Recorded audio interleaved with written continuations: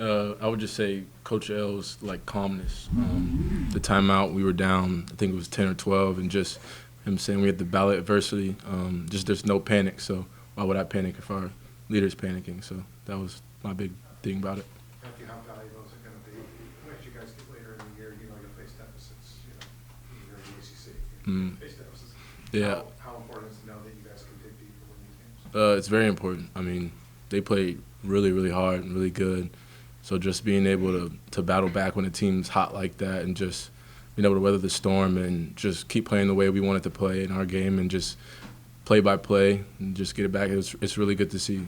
Bensley, can you just talk about, I mean, you guys were up by 17. It looked like you had the game in hand, and then over the end of the first half, beginning of the second half, they outscored you guys 28-3. Why did that happen, do you think? What happened there, and how were you able to come back? I feel like, credit to FIU. They came out playing really, really hard. That press, they caused a lot of pressure and forced a lot of turnovers. And I felt like we kind of just got sped up, a little rushed up from what we, worked on to beat it. But we were able to have a poise down the stretch, kind of lock in together and stick more together when adversity hit, and I felt like we were able to find a way, and shots started falling. We went on our run, and then just slow down their run as much as we can, get stops on the defensive end, and we were able to do that. Bensley, what did you see from your team that it found consistent three-point looks as the game went on? It seemed very balanced in the first and second half. I felt like we were just doing a great job attacking and sharing the basketball, getting in paint touches and driving and kicking.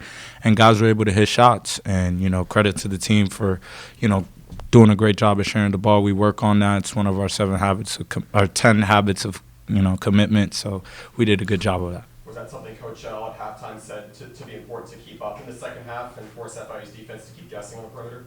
Yeah, I mean, just to attack the press and just have composure down the stretch. And, we were able to do that and find open looks and knock them down.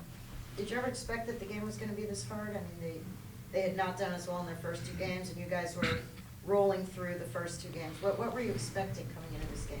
I mean, I was expecting a battle. I mean, every team is different. Every team we're going to face, every team they probably face. And, they came out, hungry. It's a kind of a Miami-Florida battle. And, they came out playing really hard and had a lot of intensity. And, they kind of just woke us up. And, we had to just, lock in, come together as a team, play hard, and figure it out. And we were able to do that for a victory.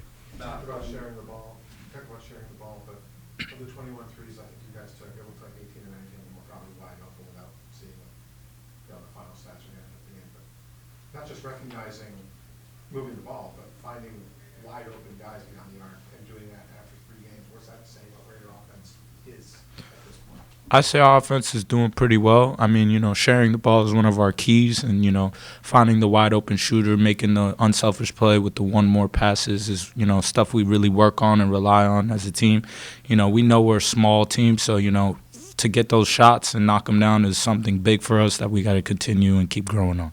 Matt, when FIU took that 12 point in the second half, what was the message from Coach, and was there anybody on the team that, I guess, rallied the players in the court together to, then fight back and, retake the lead later? The message was just we got to get stops on the defensive end. That's where it mainly all started. Was they were getting offensive rebounds, kick out threes, and we were just panicking a little bit. So it was just to calm down, get stops, and that was the main message. Matt, during the preseason, Coach talked to us about he had talked to you about efficiency, things like that. 8 for 10 tonight at all 3 threes. Can you talk about that and maybe how that's gone for you since you've been here? Yeah, that was one of my main things when I entered the transfer portal, was to find a place that could help me in my efficiency from the field goal, free throw line, 3, and just the conversations that I've had with him watching the film and just like seeing the game and seeing the court. It was really big, just understanding like how to play and slow my mind down a little bit to see the floor better and see like the open looks. So that's really a big thing that Coach L and me have been looking at.